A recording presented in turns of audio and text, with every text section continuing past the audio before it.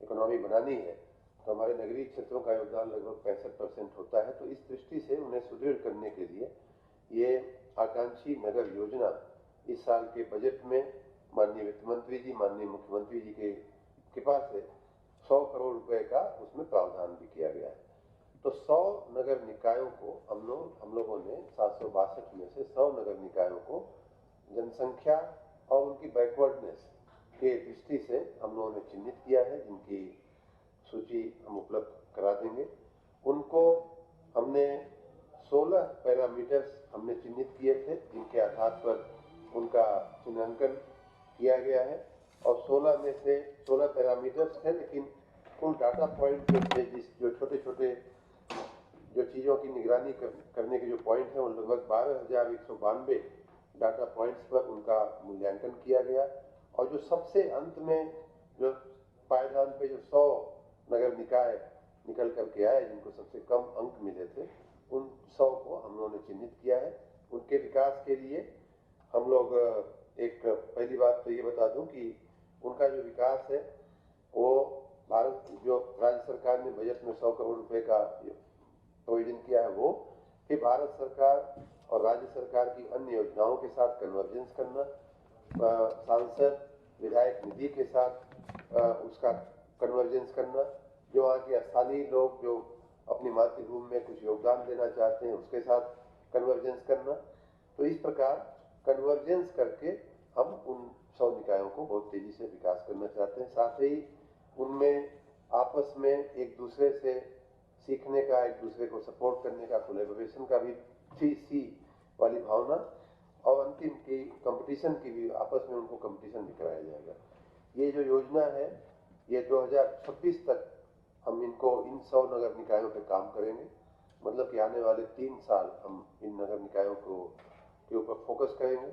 उसके बाद इनके अलावा हम अगले 100 आकांक्षी नगर निकाय लेंगे। इस प्रकार ये निरंतर प्रक्रिया चलती रहेगी।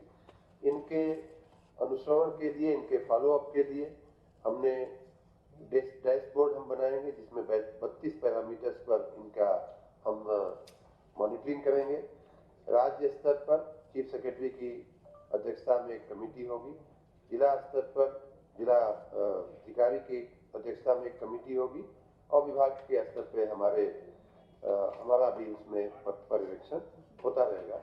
एक और खास बात इस योजना की ये है कि हम 100 नौजवान टैलेंटेड लड़कों लड़कियों को हम लोग सीएम फेलो के रूप में नियुक्त करके और उन्हें हम इन 100 नगर निकायों के देखरेख के लिए लगाएंगे, जिससे कि वो किसी की से शरण में आए बिना इंडिपेंडेंट होकर के सरकार को रिपोर्टिंग भी करें और वहाँ उनके टैलेंट का योगदान भी हो।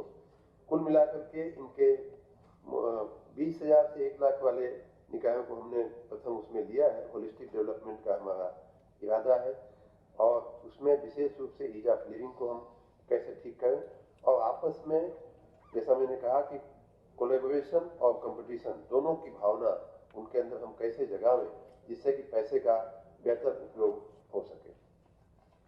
ये दो प्रस्ताव।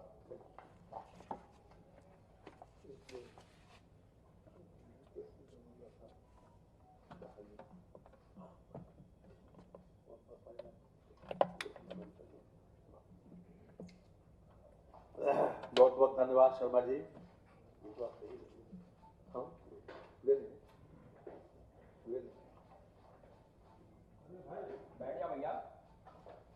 आज की प्रेस वार्ता में जैसा कि बताया गया, कुल 19 प्रस्ताव आए थे,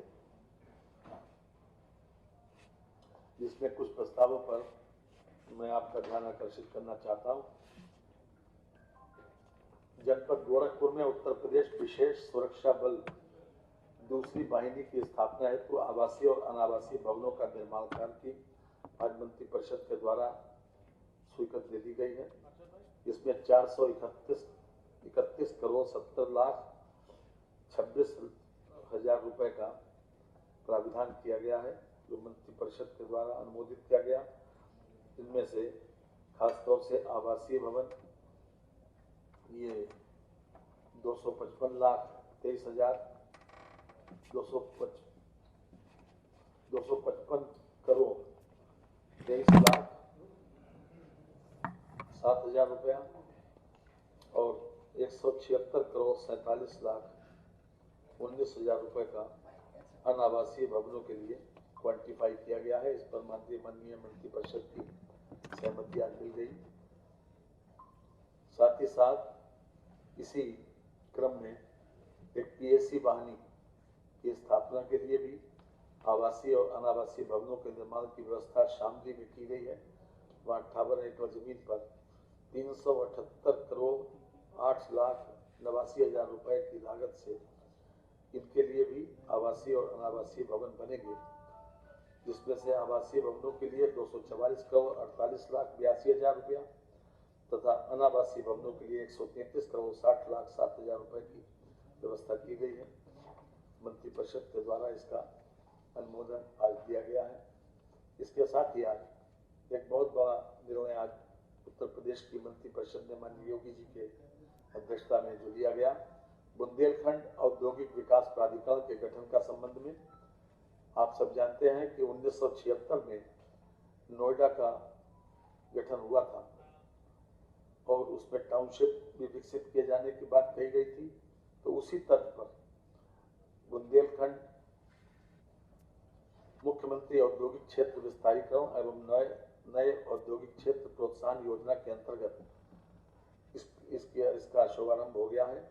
ये झांसी में बुंदेलखंड औद्योगिक विकास प्राधिकरण द्वारा ये डेवलप किया जाएगा। अभी तक 47 वर्षों के बाद ये पहला मौका ऐसा है जब इस प्रकार का कोई इंडस्ट्रियल डेवलपमेंट प्राधिकरण बन रहा है। इसमें 33 राजस्व गांव को 35,000 एकड़ जमीन ली जा रही है, जिसकी कीमत लगभग 6,312 करोड़ रुपए है। इसके लिए 5,000 करोड़ रुपए की व्यवस्था पिछले वर्ष मार्च में की गई थी, यानी 22-23 में, और इस वर्ष भी इसके लिए पैसे की व्यवस्था की जा रही है। इसमें 8,000 एकड़ भूमि जो है वो ग्राम समाज की है।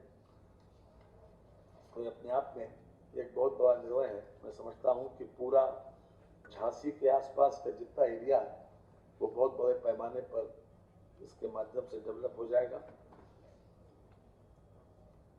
ये टोटल 14,000 हेक्टेयर जमीन पर ये बनेगा।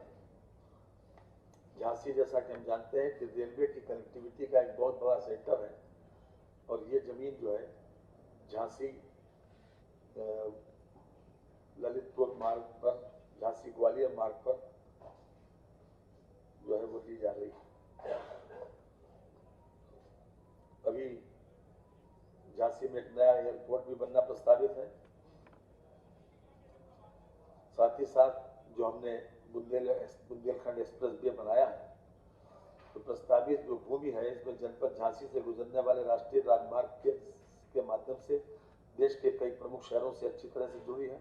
प्रस्तावित भूमि राष्ट्रीय राजमार्ग 27 के माध्यम से जालान जनपद से गुजरने वाली बुंदेलखंड एक्सप्रेस वे से जोड़कर प्रदेश व देश के अन्य शहरों में बुंदेलखंड क्षेत्र से जोड़ने से औद्योगिक विकास की प्रबल संभावना है।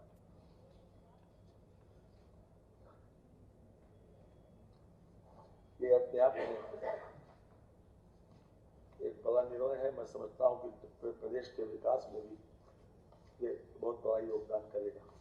हमने $1 ट्रिलियन इकोनॉमी बनाने का जो संकल्प लिया है वो भी इसके माध्यम से उसको भी अचीव करने में हमको सफलता मिलेगी। किसका इंडस्ट्रियल लैंड यूज, क्या सवाल है कि जब उसी पर्पस के लिए ली जा रही है, इंडस्ट्रियल डेवलपमेंट के लिए ली जा रही है,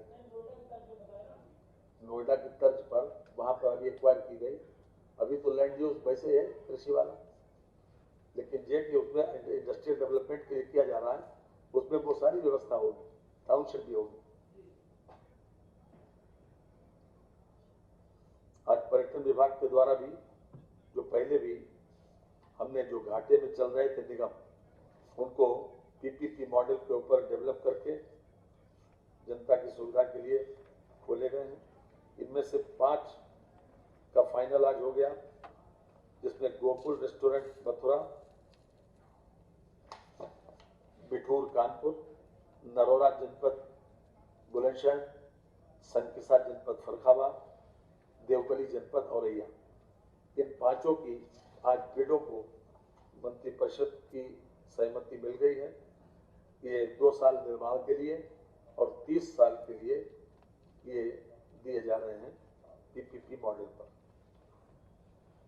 इसके साथ ही उनको ये भी सुविधा प्राप्त होगी कि अगर वो चाहें तो इसको 30 साल के बाद छोड़ भी सकते हैं, या फिर 2 बार तक इसका रिन्यूअल हो सकता है, 30-30 साल के लिए 2 बार। इसके साथ ही जो 7 और हैं उनको भी आज मंत्रिपरिषद ने आगे इस बात के लिए सहमत दे दी है कि इसको भी बिड पर दिए जा सकते हैं। ये राही पर्यटक आवास गृह सोनू एटा, राही पर्यटक आवास गृह कांधला शामली, राही पर्यटक आवास गृह खुर्जा बुलंदशहर, राही पर्यटक आवास गृह मुंशीगंज अमेठी, राही पर्यटक आवास गृह देवा शरीफ बाराबंकी, राही पर्यटक आवास गृह हरगांव सीतापुर, राही पर्यटक आवास गृह पटना पक्षी विहार एटा। इन 7 को भी इसी तर्ज के ऊपर पीपीपी मॉडल के ऊपर डेवलप करके जनता के लिए समर्पित किए जाएंगे। इसके अतिरिक्त भी अयोध्या में भी जनपद अयोध्या में टूरिस्ट फैसिलिटेशन सेंटर, अयोध्या की RFQ की प्रकाशित ई निविदा के सापेक्ष शॉर्टलिस्टेड निविदाकर्ताओं बिडर्स के मध्य जारी RFP के सापेक्ष प्राप्त परीक्षाओं की समाहित करते हुए सार्वजनिक निजी सहभागिता निविदा मूल्यांकन समिति द्वारा अंतिमीकृत RFP प्रपत्रों पर मंत्रिपरिषद का अनुमोदन प्राप्त किया गया है। इसके अलावा जो 7 के अलावा एक अयोध्या भी है जिसको भी इसी तर्ज के ऊपर पीपीपी मॉडल के ऊपर संचालित करने का निर्णय मंत्रिपरिषद के द्वारा लिया गया।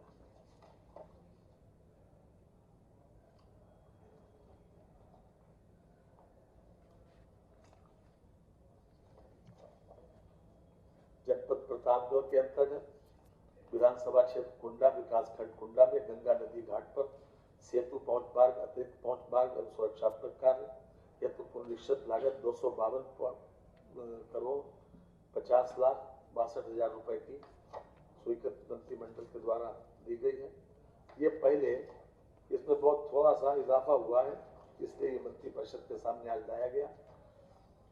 मात्र पहले था इसका जब ये परियोजना स्वीकृत हुई थी 19/11/18 आज 99% परियोजना पूर्ण हो गई। पहले इसका लागत थी 248 करोड़ 89 लाख रुपए की मूल लागत थी। अब इसकी बढ़कर 252 करोड़ 50,62,000 रुपए की लागत पहुंच गई। इसमें पहुंच मार्ग भी है, सुरक्षात्मक कार्य भी है। ये 99% कार्य इसका पूरा हो चुका है। जल्दी ये लोकार्पण के लिए तैयार हो जाएगा। मात्र 4 करोड़ रुपए के लगभग का इजाफा हुआ, इसलिए मंत्रिमंडल के समक्ष इसको लाया गया।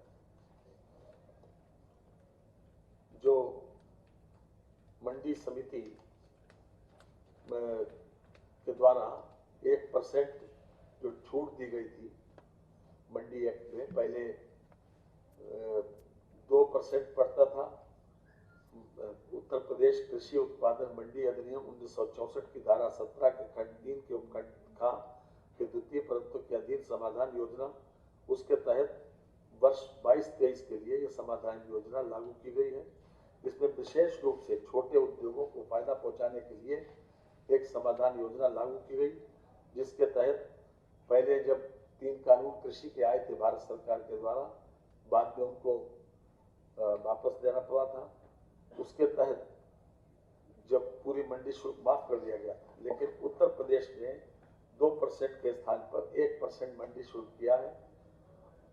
और इस 1% के माध्यम से उन लोगों को, खासतौर से कुटीर उद्योगों को, कुटीर जो उद्योग हैं जैसे जो गुड़ बनाते हैं या किसी तरीके से शराब बनाते हैं या कंसारी बनाते हैं, उनको खासतौर से इसमें फायदा मिलने वाला है। तो ऐसे लोगों को लाभ पहुंचाने के लिए 1% किया गया है और उसमें भी 1% में भी एक समाधान योजना लागू की गई ताकि उन लोगों को राहत मिल सके। इसको तत्काल प्रभाव से लागू किया जा रहा है। आगरा एयरपोर्ट पर सिविल इनक्लेव के विकास के लिए से हमने 92 एकड़ जमीन उसका एक्सपेंशन करने के लिए ली जा रही है कि एडिशनल सिविल इंक्लेव बनाने के लिए। अभी आगरा से 4 स्थानों के लिए फ्लाइट है, भोपाल, लखनऊ, मुंबई और मंगलौर। और जैसे ही अभी तक हमारे पास जितनी जमीन है वो इतनी उसके एक्सपेंशन के लिए पर्याप्त नहीं थी। जो अभी तक असेसमेंट हुआ है वो ये है कि लगातार हमारे जो टूरिस्ट हैं आवागमन करने वाले आगरा में, वो लगातार बढ़ने की संभावना उनकी है। वर्ष 22-23 में जो यात्री का आवागमन हुआ वो 1.3 लाख रहा, जो वर्ष 2040 तक 14 लाख, 2050 तक 30 लाख होने की संभावना है। इस दृष्टि से यह महसूस किया गया कि इसका एक्सपेंशन होना जरूरी है। तो एक्सपेंशन के लिए हमने 92 एकड़ जमीन जिसकी कीमत लगभग 123 करोड़ रुपए है वो ली जा रही है। इसको मंत्रिमंडल के द्वारा आज इसमें सहमति दे दी गई। मंत्रिमंडल ने इसको अनुमोदित कर दिया, इस प्रस्ताव को। इसके अतिरिक्त अभी तक पुलिस बल में आरक्षी और मुख्य आरक्षी यानी कांस्टेबल और हेड कांस्टेबल तो अभी तक साइकिल भत्ता 200 रुपए दिया जाता था, अब उसको बढ़ाकर 500 रुपए कर दिया गया।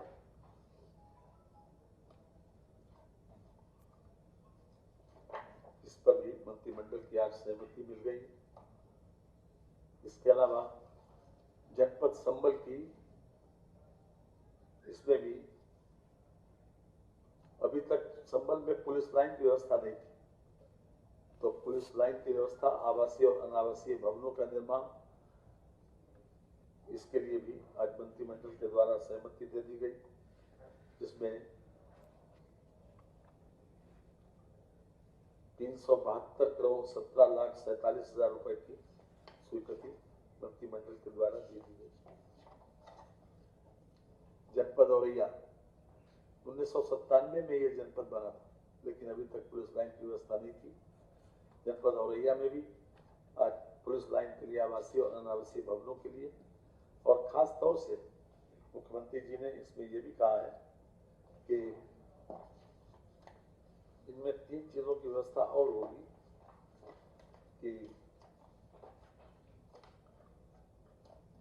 जो एक तो पुलिस लाइन में एक शहीद स्मारक, एक म्यूजियम और एक पार्क की व्यवस्था, ट्रैफिक पार्क। ये अपने आप में जो प्रस्ताव आया था उसमें ऐड किया गया खास तौर से, क्योंकि पुलिस लाइन में जितने भी हमारे समय समय के ऊपर पुलिस बल के जवान किसी न किसी रूप में शहीद होते हैं, या फिर हमारे सामने जो म्यूजियम का विचार है, तो म्यूजियम के लिए भी इस प्रकार की कब क्या किस प्रकार की हमारी यूनिफॉर्म थी, किस प्रकार के असला थे, तो एक छोटा सा म्यूजियम और एक छोटा सा शहीद स्मारक, और खास तौर से ट्रैफिक पार्क भी वहाँ पर, ताकि बच्चे कभी दिखाने के लिए, नई पीढ़ी को जानकारी के लिए भेजने के लिए उनको भी जानकारी हो सके। इन सब चीज़ों की व्यवस्था भी जो प्रस्ताव आया था उसमें जोड़ा गया। इस प्रकार से आज संबल और उसके लिए व्यवस्था की गई है। इसके अतिरिक्त जनपद लखनऊ में वीरांगना ऊदा देवी महिला पुलिस बटालियन की स्थापना के लिए आवासीय अनावासीय भवनों के निर्माण की स्वीकृति आज मंत्रिमंडल के द्वारा प्रदान की गई है। यहीं सरोजनी नगर में लगभग 341 करोड़ रुपए की लागत से और 313 करोड़ रुपए की लागत, ये भी अपने आप में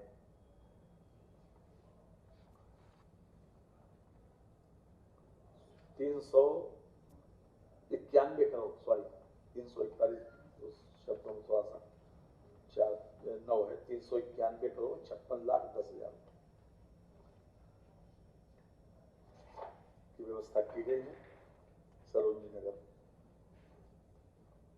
ये विशेष सुरक्षा बल जो भी दूसरी वाहिनी गोरखपुर की बात हुई थी, तो पहली वाहिनी का लखनऊ में उत्तर प्रदेश सुरक्षा बल पहली वाहिनी विशेष सुरक्षा बल की स्थापना है तो आवासीय भवनों का निर्माण, इसके लिए 341 करोड़ तथा जनपद लखनऊ में ही उत्तर प्रदेश विशेष सुरक्षा बल पहली वाहिनी विशेष सुरक्षा बल स्थापना का अनावासीय भवनों का निर्माण, यानी कि एडमिनिस्ट्रेटिव ब्लॉक वगैरह, ऑफिस वगैरह, इसके लिए कुल 313 करोड़ 71,89,80,000, दोनों मिलाकर जो पहली वाहिनी के ऊपर जो खर्चा आएगा आवासीय और अनावासीय के लिए वो 655 करोड़ 41,98,000 मंत्रिमंडल के द्वारा इसको सहमति प्रदान की जी। महिला बटालियन तो नहीं होगी, विशेष सुरक्षा बल वर्तमान चुनौतियों का सामना करने के लिए जनपद लखनऊ की सुरक्षा व्यवस्था बढ़ाए जाने के दृष्टिगत जनपद लखनऊ में उत्तर प्रदेश विशेष सुरक्षा बल पहली वाहिनी विशेष सुरक्षा बल की स्थापना के लिए आवासीय अनावासीय भवनों का निर्माण किया जा रहा है। पहली वाहिनी विशेष सुरक्षा बल की न्याय स्थापना के लिए व्यवस्था की गई। ये लोक निर्माण विभाग द्वारा व्यवस्था करवाई। 655 करोड़ 41,98,000 आवासीय और अनावासीय के लिए, ठीक है। ये उन्नाव में राज्य अग्निशमन प्रशिक्षण महाविद्यालय, अभी तक इनके कोई प्रशिक्षण की व्यवस्था नहीं थी, तो उन्नाव में विशेष रूप से इनके लिए व्यवस्था की जा रही है कि 434 करोड़ 2,86,000 रुपए ये दोस्ती नगर जनपद उन्नाव में कुल 67.32 एकड़ भूमि पर ये अग्निशमन प्रशिक्षण महाविद्यालय का निर्माण होने जा रहा है। इसके लिए मंत्रिमंडल के द्वारा आज सहमति दी गई। इसके साथ ही आज धान क्रय की नई पॉलिसी भी आ गई। पिछले वर्ष के मुकाबले में यानी 2023-24 के लिए खरीफ विपणन वर्ष 2023-24 में मूल्य समर्थन योजना जो आज घोषित की है मंत्रिपरिषद के द्वारा, उसमें कॉमन श्रेणी का ध्यान 2183 रुपए क्विंटल, पिछले वर्ष था 2040 रुपए प्रति क्विंटल, यानी कॉमन श्रेणी का दाम, इसमें 143 रुपए प्रति क्विंटल का इजाफा किया गया। और ग्रेड ए यानी विशेष धान, जो क्वालिटी वाला धान है, हाई क्वालिटी वाला बासमती वगैरह, उसके लिए पिछले वर्ष था 2060 रुपए प्रति क्विंटल, उसमें भी 143 रुपए की वृद्धि की गई है। ये अब 2203 रुपए प्रति क्विंटल का दाम उन लोगों को मिलेगा जो लोग इसमें सप्लाई करें। 1 अक्टूबर 2023 से 31 जनवरी 2024 तक ये धान खरीद की योजना लागू रहेगी और सुबह 9 बजे से शाम को 5 बजे तक लगभग 4000 अभी तक क्रय केंद्र स्थापित करने की योजना है। आवश्यकता अनुसार इसको बढ़ाए भी जा सकते हैं और 70 लाख मीट्रिक टन का हमारा लक्ष्य। बहुत बहुत धन्यवाद, नमस्कार। हाँ जी, मैंने बता दिए थे आपको 19 जो है मंत्रिमंडल के द्वारा आज दी गई।